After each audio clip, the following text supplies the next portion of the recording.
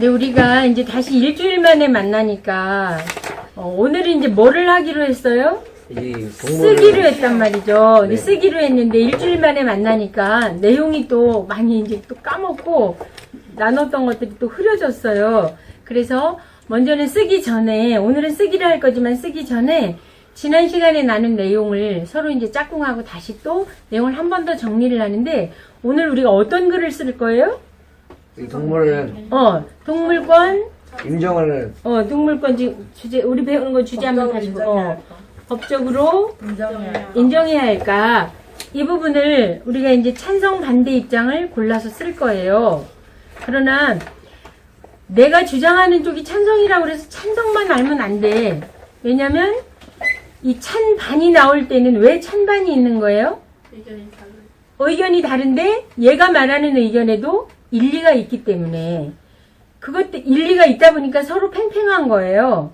그래서 내 의견만 옳아요 라고 주장을 하면 안 되기 때문에 상대방 의견을 충분히 이해를 하면서도 그래도 나는 이쪽을 주장할 거예요, 이렇게 돼야 되거든요. 그래서 여러분이 마주보면서 어떤 이야기를 해야 되냐면, 똑같이 다 찬성 반대 이야기를 다시 한번 정리하는 거예요. 너는 동물권 제정에 대해서 찬성하냐고 물어봐요. 그래서 찬성한다 그러면 왜 찬성해? 그래서 이제 왜 찬성하는지를 들어. 그런 다음에 상대방한테 또 한번 물어보세요. 내가 왜 찬성한다고? 이걸 물어보는 거예요. 내가 말한 거를 제가 잘 들었는지 알아야지. 그래야 나도 내가 만약에 반대를 할 사람이라도 왜 찬성하는지는 다 알고 반대를 해야 되잖아요. 그래서 상대방의 입장을, 이 두 가지 입장을 정확하게 내 안에 정립이 될 수 있도록 이야기를 두 가지를 다 나누는 거예요. 듣고 어떻게 반문하라고요? 찬성 얘기를 했으면 왜 찬성한다고? 반대 얘기를 나눈 다음에 왜 반대한다고? 그래서 나만 얘기하지 않고 저 사람도 또 한 번 얘기를 하게 만들어야 돼요. 네, 출발. 먼저 볼게요. 네, 알겠습니다. 동물의 관리를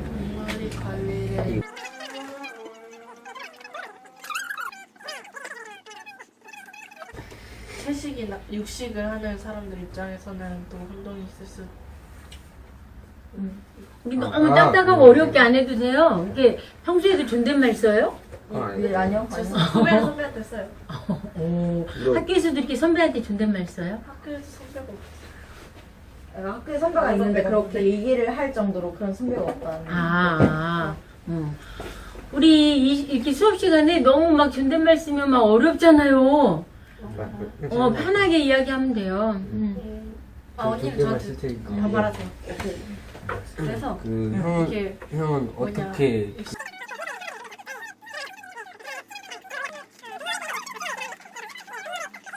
네, 충분히 된 것 같아요? 글 쓸 수 있을 것 같아요? 네. 오, 좋아요.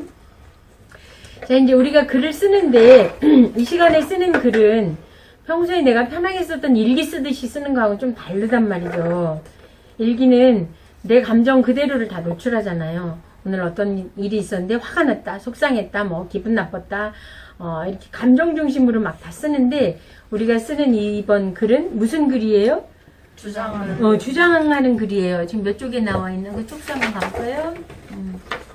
33쪽에. 33쪽에 이제 논술문을 우리가 쓸 건데요. 문제를 잘 읽어야 돼요. 여기서 요구하는 그 문제에서 제시하는 조건이 있어요. 동물권을 법적으로 인정하는 문제를 놓고 어떻게 하래요?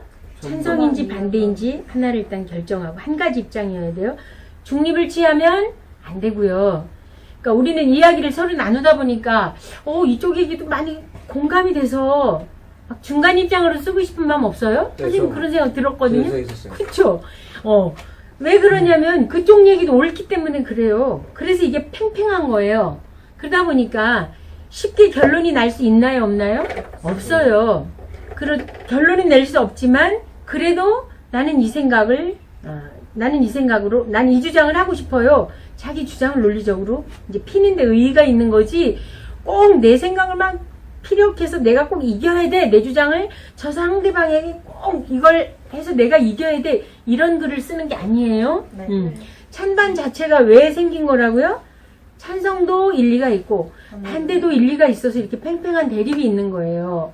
그래서 그 이 두 가지를 이해하면서도 그래도 난 이 생각이에요. 이렇게 내 주장을 피는 거에 의미가 있는 글을 쓰는 거예요. 한 가지 입장을 선택을 해서 이게 논리적으로 써야 되는데 글자 수도 제한이 있네요. 몇 자로? 700자. 일단 원고지를 받아들고 당장 원고지를 받으면서 부담 갖지 말고 상식을 모르는데. 그러니까 그런 걸 다 알려줄 거예요. 여러분 중에서 논술 전형으로 나중에 대학교를 갈 사람이 또 있을 수 있잖아요. 그럼 수능 안 보고 논술로 잘 해가지고 또 대학 가는 사람도 있을 수 있고, 여러분 시험지 보니까 아까 이 지술이 언니 거 보니까 서술하시오. 이제 지금 서술하는 시험 문제가 지금 이렇게 갈수록 늘어갈 거거든요. 그래서 우리가 이제 쓰는 연습이 돼야 되는데, 우리가 오늘 쓰는 글은 그냥요, 기분 나빠서요, 싫어서요, 이런 감정 차원이 아니라 그랬어요. 그래서 이제 우리가 지금까지 내용을 이야기를 나눴단 말이에요. 자, 우리가 이런 틀을 가지고 쓰면 좋아요. 우리 지난 시간에 개요라는 거를 전에도 이야기를 나눴는데, 개요가 무슨 뜻이에요? 조금 어렵죠? 한자라. 네. 대략, 대충 이런 의미예요. 그럼 좀 이해가 오나요? 대충 이유야? 요는 뭐예요? 중요할 요자잖아요. 그럼 이게 뜻이 뭘까? 대충 요약하고. 대충 중요한 거를 뽑아보는 거예요. 중요한 걸로 틀을 짜보는 거야. 그래서 틀을 짜본다고 생각하면 돼요. 여러분이 쉽게 마인드맵이라고 생각하면 돼. 내가 쓸 글을 지도처럼 간단하게 이제 그려보는 거지. 이걸 왜 그릴까요? 하다가 논리가 흐트러지지 않으려고. 이 글은 무슨 글이니까? 주장하는 글이니까 논리가 있어야 되잖아요. 그래서 글은 대체로 세 덩어리로 나눠요. 처음 부분과 중간. 가운데 부분, 중간, 그다음 끝. 이렇게 나누는데, 이제 논리가 들어있는 글이니까 논설문에서 쓰이는 용어들은 서론을 이제 처음 부분을 뭐라 그래요? 서론, 본론, 결론. 이렇게 용어만 조금 다른 거지 내내 같은 거예요. 이렇게 세 덩어리로 하는데, 우린 이번에는 그래도 쉬운 글이야. 결론이 이미 나 있어요. 이 결론이 여러분 어떤 글을 쓸 거예요? 어떤 사람은 나는 찬성이에요. 찬성입니다. 또 어떤 사람은 반대입니다. 이게 정해진 거잖아요. 그러면 이 중에 하나를 선택해서 결론을 먼저 나는 냈어. 그 마인드맵을 그릴 때 찬성이면 찬성, 반대면 반대 하나만 일단 그리면 되잖아. 그런데 이 주장에 대해서 뭐가 있는 글이에요? 지난 시간에 말했지? 근거가 있는 글이에요. 근거가 어려우면 뭐라 그랬지? 이유라고 그랬죠. 이유. 근거. 같은 말이에요. 같이 이해하면 돼. 내가 결론 내린 거에 대해서, 내가 주장하는 거에 대해서 이 가운데는 뭘로 채우면 되겠구나? 왜 찬성하는지, 왜 반대하는지 그 근거 이유로 가운데를 채우면 되겠구나. 이거 때문에 저는 찬성이에요. 이러이런 이유 때문에 저는 반대예요. 이렇게 틀을 짜면 되겠고, 그 다음에 첫 부분을 어떻게 들어가면 될까요? 문제거리가 되는 걸로 시작을 하면 돼. 우리 지금 뭐 문제거리예요? 주제가 바로 논제예요. 뭐예요? 지금 뭐가 문제야? 동물권 인정해야 하나? 이 논제를 가지고 이야기를 출발한 거잖아요. 네. 그래서 지금 동물권 문제가 왜 문제가 되는지, 또 현재 우리 민법에서 어떤 문제가 있는지 이런 거를 출발하면서 이야기를 했잖아. 먼저는 지금 한 장씩 나눠준 거 뒷면에다 이렇게 엎어보세요. 우리가 논리를 놓치지 않기 위해서 개요를 한번 짜보세요. 난 첫 부분이 좀 어떻게 해야 될지 모르겠어요. 첫 부분이 어려워요. 그럼 여기 행복한 논술에 친절하게 잘 안내해놨어요. 33쪽 위에 볼까요? 33쪽 위에. 33쪽에 위에 행복한 논술 찾았어요? 네. 일단 시작이 있다 하고 한번 봐봐요. 여기서 뼈대를 이미 여기 다 제시해줬어. 앞부분 시작을 어떻게 해야 되는지도 여기 다 들어있어요. 근데 이 글 속에는 찬 반이 섞인 것으로 지금 전체 정리를 해준 거야. 이 글이 지금 어디에 있는 거를 요약해 놓은 걸까? 앞에 우리가 길게 문제를 통해서 왔던 그 내용을 이렇게 압축해 준 거예요. 그러니까 이 글 속에는 근데 보니까 찬 반 내용이 두 가지가 다 들어있어. 그럼 앞부분은 이거로 시작을 하되 이 중에서 나는 어떤 걸로 결정했느냐에 따라서 이거를 가운데를 이렇게 구성하면 되죠. 그리고 끝맺을 때 찬성 내용으로 마무리 짓든지 반대로 마무리 짓든지. 자, 먼저 이 글 틀을 짜보세요. 폭을 짜야지. 그리고 그래서 여기 이거 할 때 난 몇 페이지에 있는 어디 거를 어떤 거 쓸 거예요. 그래서 여기 이유를 쓸 때 뭐 페이지 몇 쪽? 앞에 뭐 20쪽이면 20쪽 거기를 이렇게 해서 표시를 해주면 되죠. 뭐 몇 번째 단락이든지 이렇게 해서 지금 우리는 뼈대를 쓰는 거예요. 뼈대. 너무 어렵게 생각하지 말고 먼저 뼈대를 간단히 마인드맵처럼 그려보세요. 우리 초등학교 동생들은 이거 너무 어려워하더라고요. 우리가 왜냐면 논리적인 글을 안 써봐서. 근데 선생님도 어려워요. 그래서 여러분도 어려운 걸 하는 거니까 궁금하면 묻고 또 내가 못한다고 주눅 들 일도 아니에요.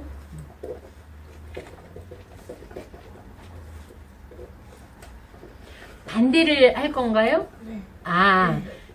그러면 여기 지금 앞부분은 이 부분을 가지고 문제가 되는 문제 제시를 이제 문제 제시로 들어가잖아요. 요건 여기 문제가 되고 있는 문제를 제시하는 내용이 그 앞에 제시되어 있으니까 문제 제시 또는 뭐 논제가 뭐예요? 논할 주제. 요것을 앞에 언급을 하고 그거에 대한 거를 이제 여기 지금 가운데 반대하는 이유를 그러면 몇 쪽에서 찾아서 쓸 것이고 그 다음에 결론의 끝부분에는 반대를 쓸 거예요. 이렇게 뼈대만 쓰면 돼요. 네. 개요를 짜고 글을 써본 적이 없어서 조금 어렵게 느껴지죠? 근데 이걸 하다 보면 좀 이해가 가. 서로 이야기 도와주세요. 내 것만 쓴다고 생각하지 말고 이 부분은 어떻게 해야 되는지 이해가 안 가요? 하고 물어보세요. 반대쪽으로 뛸 거예요? 네. 그러면 이제 나는 왜 반대할 것인지를 몇 페이지에서 찾아서 여기를 살을 채울 거예요. 그리고 역으로 이 부분은 제가 조금 어려워서 여기서 말하고 있는 요거 그대로 앞부분은 따다 쓸래요. 우리는 연습하는 시간이에요. 지금 완벽한 글을 쓰는 시간이 아니고 이렇게 써본 적이 없기 때문에 연습하는 거예요. 수현이는 어떻게 좀 감이 왔어요? 우리가 지금 마인드맵 그러니까 마인드맵을 막 복잡하게 마인드맵을 쓰는 게 아니고 이미 마인드맵을 제시를 해줬어요. 몇 단계로? 이렇게 3단계로 마인드맵을 그리라는 거예요. 3단계를 하는데 이미 결론은 나 있으니까 결론 먼저 쓰고 역으로 올라가면서 만들으라는 거예요. 이 결론의 가운데는 어떻게 한다? 이유를 내 주제, 이유를 찾아서 몇 페이지 걸 쓸 건지를 쓰면 되고 앞부분은 제가 조금 어려워요. 그러면 그 행복한 연출에서 여기 정리해준 앞부분 그대로 문제 제시한 부분을 끌어다 쓰면 돼요. 오늘은 개요까지만 짜도 괜찮아요. 개요가 어떻게 짜는지 좀 감이 왔어요? 우리가 글을 쓸 때 그냥 막글을 쓴 거야. 개요가 없이 막글. 이해가 돼요? 네. 막글을 쓰다 보니까 이 개요 짜는 게 막 어렵게 느껴져요. 근데 좀 정리가 되나요? 그럼 이제 한번 시작이 반이라고 시작만 해보세요. 그래서 시작만 연습을 이거 네. 그거를 보면서 나는 이런 방향으로 쓰려고 짠 거니까 이건 짜놓고 적용을 안 하면 안 되잖아요. 그러면 글이 삼천포로 빠지는 거야. 자, 이제 우리 시작해.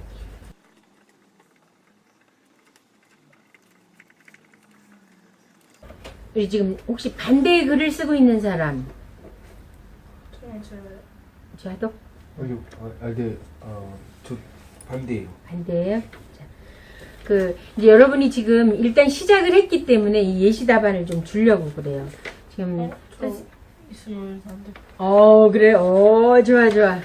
끝까지 그럼 자기 힘으로 쓰고 우리 한번 봅시다. 저는 있으면 잘 돼요. 그래요. 좋아요. 왜냐면 우리가 너무 불편하고 힘든 마음으로 글을 쓰는 것보다는 배워가는 입장이니까 요런 틀로 쓰면 되는구나. 참고할 사람은 지금 줄게요. 수현이는 반대예요? 찬성이에요? 찬성이에요. 예시문 줄까요? 괜찮은 것 같아요. 오. 잔소리도 안 필요해요? 네. 음. 나중에 혹시 필요하면 오, 저희가 네네. 몰라요. 그럼 주장은 반대한다, 찬성한다. 나는 이 문제에 있어서 찬성한다 이렇게 말하면 돼요, 그냥. 이 부분은 이제 이유 근거로 네, 채우고 그러니까요. 끝부분에요. 서론에서 이제 본론으로 넘어가는 그 사이에. 그 부분에서 네가 그럼 네 주장을 밝히고 들어가고 싶으면 이렇게 이야기하지만 나는 찬성하는 입장이다. 그러면서 이제 왜냐하면 이러이러한 이유를 들면 되지. 그러고 나서 결론에서 다시 한번 강조하면 되겠지. 자, 우리 이제 지금 시간이 많이 지나서 글은 많이 못 썼지만 여기서 그냥 마무리하려고 그래요. 네. 여러분 지금 학원을 가야 되고 시간이 바빠서 오늘 여기까지 해서 뭘 배웠는지를 이야기하고 마칠게요. 여러 가지 의견을 서로 자기가 생각하는 그런 찬성 반대 의견을 정하면서 내가 이 주장에 대한 근거를 뭘 뒷받침할 수 있을까 생각하면서 볼 수 있어서 좋았고요. 그리고 이 마인드맵 개요를 짜면서 이 먼저 알려진 것처럼 글의 결론 이거 세 개를 미리 적어놓고 이미 결론은 나와 있기 때문에 이 결론에 맞춰서 글을 쓰는 법을 새롭게 알게 되어서 좋았던 것 같아요. 오, 좋아요. 또 다른 사람?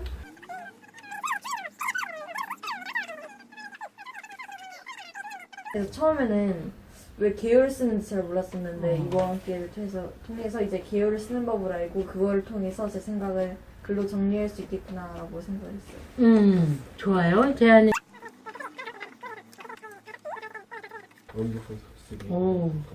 좋아요. 여러분들이 한 가지씩 배운 게 있다고 그래서 너무 좋으네요. 우리가 평소에 논리적인 글을 좀 많이 쓰고 훈련이 되면 좋은데 평소에는 그냥 감정적인 글을 쓰잖아요. 일기를 쓰거나 수필을 쓰거나. 그리고 우리가 쓰는 말도 그냥요.